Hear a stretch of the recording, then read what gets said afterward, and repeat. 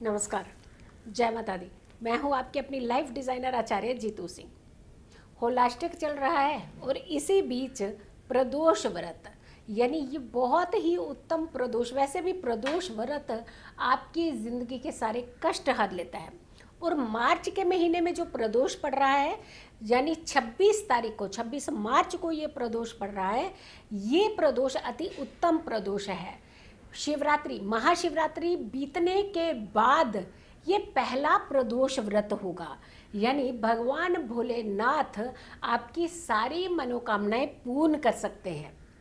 ये प्रदोष खास करके, वैसे तो हर प्रदोष की अपनी एक महत्वता है, यानी हर एक अलग अलग दिन पड़ने वाला प्रदोष व्रत बहुत ही इम्पोर्टेंस रखता है। बहुत सारे लोग होते हैं जो प्रदोष के व्रत शुरू करना चाहते हैं किसी खास समस्या को लेकर के। आप अगर प्रदोष के व्रत शुरू करना चाहते हैं, जबकि कहा जाता है कि ये 13 व्रत ही रखने चाहिए, अगर उन व्रतों को आप रखना चाहते हैं तो हर दिन के हिसाब से कोई खास समस्या शुरू, जो जब आपने प्रदोष करना है, ये उस समय की बात बता रहे हैं, कोई खास समस्या किसी खास दिन से प्रदोष का व्रत शुरू करने से हल होती है। मैं आपको हर दिन के हिसाब से बताऊंगी कि कौन से दिन प्रदोष का व्रत करने से कौन सा समस्या आपकी बहुत जल्दी जो है वो रिमूव हो जाती है, यानी किस दिन से उसकी शुरुआत करनी चाहिए। लेकिन ये प्रदोष व्रत से किन कष्टों के निवारण होते हैं? आपकी आर्थिक तंगी ये दूर होती है, कर्ज से मुक्ति मिलती है आपको। अनवांटेड कई बार आपके ऊपर कोई केस लग जाते हैं जिसका आपके साथ कोई लेना देना नहीं होता, इनफैक्ट आप उसका कोई हिस्सा ही नहीं थे।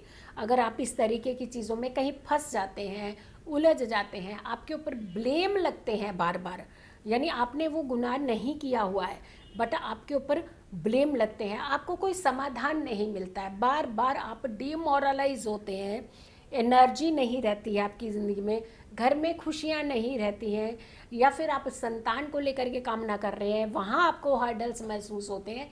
कुल मिलाकर के कई सारी समस्याओं के समाधान जो हैं वो प्रदोष व्रत में होते हैं। लेकिन होलाष्टक का प्रदोष ये बहुत उत्तम माना जाता है, जहाँ 8 दिन ऐसे जब सारे प्लैनेट्स की एनर्जी बहुत डाउन है, और यहाँ आपको अगर भोलेनाथ आशीर्वाद दे दें, जिन्हें भोलेनाथ यानी कल्याणकारी भी और विनाशकारी भी, तो वो जो चाहें वो कर सकते हैं, जो आप चाहें वो करवा सकते हैं। भोलेनाथ बड़ी जल्दी मान भी जाते हैं, क्योंकि भोले जो हैं इसलिए मानते भी जल्दी हैं। बट आपको किस समस्या के समाधान के लिए प्रदोष का व्रत शुरू करना है और किस दिन आपको ये व्रत शुरू करना चाहिए, ये खास ध्यान रखने की ज़रूरत है। आपको हम बताने जा रहे हैं कि किस दिन अगर आप व्रत रखते हैं, कहाँ से आप शुरुआत करते हैं, कौन सा दिन पड़ता है, और ख़ास करके कि होलाष्टक के बीच का जो ये प्रदोष व्रत है, जब आप रखना चाहते हैं, 26 तारीख का है, शुक्रवार का दिन है, तो शुक्रवार का प्रदोष शुरू करने से किस समस्या का हल आपको जल्दी मिल सकता है।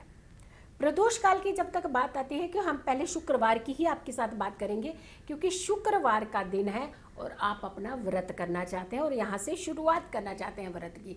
13 व्रत कीजिएगा, घर में सुख संपन्नता बनी रहेगी, परिवार में जो क्लेश होते हैं वो नहीं होंगे, डिस्प्यूट चल रहे होते हैं परिवारों के अंदर, भाई बहनों की नहीं बनती, पिताजी के साथ नहीं बनती, माता जी के साथ नहीं बनती, और कई बार ऐसा होता है कि माता पिता ही बच्चों के साथ नहीं बना करके रखते हैं।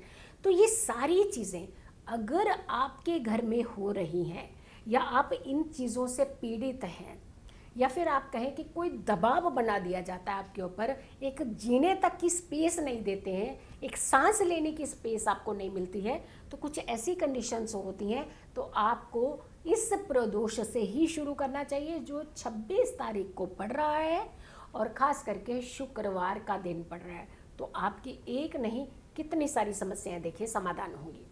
अब आती है कि बात, बहुत लोगों की ज़िंदगी में कर्ज चढ़ जाता है, एक के बाद इनफैक्ट बोझ के नीचे दबते जा रहे हैं, तो उन्हें प्रदोष का व्रत मंगलवार और सोमवार का जो प्रदोष पड़ता है वहाँ से शुरुआत करनी चाहिए, और उन्हें आगे कंटिन्यूशन जो है, शुरुआत यहाँ करते हुए आपको कंटिन्यूशन करनी चाहिए 13 प्रदोष व्रत की।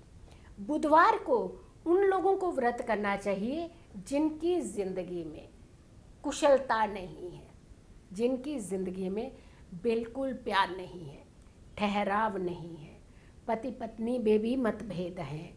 तो ऐसे लोगों को बुधवार को जो प्रदोष पड़ता है, उन्हें बुधवार का प्रदोष शुरू करते हुए कंप्लीट 13 प्रदोष ज़रूर करने चाहिए। संतान को लेकर के जिनकी ज़िंदगी में बड़ी ज़्यादा परेशानियां होती हैं, कष्ट होते हैं, तकलीफ़ें होती हैं, कभी संतान सक्सेस नहीं हो पा रही, या फिर संतान नहीं हो पा रही, या संतान होती है तो स्वस्थ नहीं रह पा रही, या फिर संतान आपके साथ नहीं रहना चाह रही, यानी कुल मिलाकर के संतान से जुड़ी हुई किसी भी समस्या का अगर आप समाधान चाहते हैं तो जो शनिवार को प्रदोष पड़ेगा वहाँ से आपको व्रत रखना शुरू करने चाहिए और 13 व्रत लगातार प्रदोष के रखने चाहिए। बहुत सारे लोगों को एक डर रहता है, भय रहता है, पता नहीं बाहर निकले हैं, घर कब आएंगे, आएंगे या नहीं आएंगे, या परिवार के सदस्यों को भी कई बार ऐसा एक डर, एक तकलीफ जो है सताती रहती है, यानी आपको अच्छे से खुशी से जीने नहीं देती ऐसी तकलीफ़ें। तो ऐसे लोगों को रविवार के दिन जो प्रदोष पड़े वहाँ से इन्हें व्रत शुरू करना चाहिए और पूरे 13 व्रत करने चाहिए। अब ये शुक्रवार की बात आती है, यानी 26 तारीख का जो प्रदोष है इसे आपको ज़रूर रखना चाहिए। ये वैसे भी सुख संपन्नता के लिए है, ये वैसे भी आपकी ज़िंदगी की एनर्जीज़ को अच्छा करने के लिए, ये वैसे भी होलाष्टक के बीच का प्रदोष है। ये बहुत उत्तम होता है अपने आप को सुरक्षित रखने के लिए, इस व्रत को करने के लिए। और फिर ये व्रत शिवरात्रि के बाद पहला प्रदोष पड़ेगा तो ये और भी उत्तम मान जाता है। महाशिवरात्रि यानी शिव और शक्ति के मिलन की रात्रि के बाद का प्रदोष है, तो आपको इस प्रदोष का व्रत ज़रूर रखना चाहिए। पूरे नियमों का पालन करना चाहिए, व्रती को झूठ नहीं बोलना चाहिए, किसी को धोखा नहीं देना चाहिए, दूसरों की निंदा नहीं करनी चाहिए, दूसरों को तकलीफ नहीं पहुंचानी चाहिए, सात्विक रहना चाहिए और स्वच्छ रहना चाहिए और बहुत ही नियत को साफ रखते हुए श्रद्धा का पालन करना चाहिए। तो यकीन मानिए ये व्रत आपकी ज़िंदगी में बहुत सारे कष्टों को दूर कर देगा। तो अगर आप लोगों ने अभी तक मेरे चैनल को सब्सक्राइब नहीं किया है तो ज़रूर कीजिएगा, इस वीडियो को सब लोगों तक ज़रूर पहुंचाइएगा। ये वीडियो बहुत इंपॉर्टेंट वीडियो है क्योंकि शिव और शक्ति के मिलन के बाद के प्रदोष की वीडियो है। ऐसे में भोलेनाथ तो आपके ऊपर मेहरबान होंगे। जितनी नेगेटिव एनर्जीज जो प्लैनेट्स की हो रही थी, 8 दिन जो प्लैनेट्स कहीं ना कहीं क्षीण अवस्था में रहते हैं, उनकी भी पूरी एनर्जी आपको मिलेगी, आपकी ज़िंदगी में कष्ट दूर होंगे।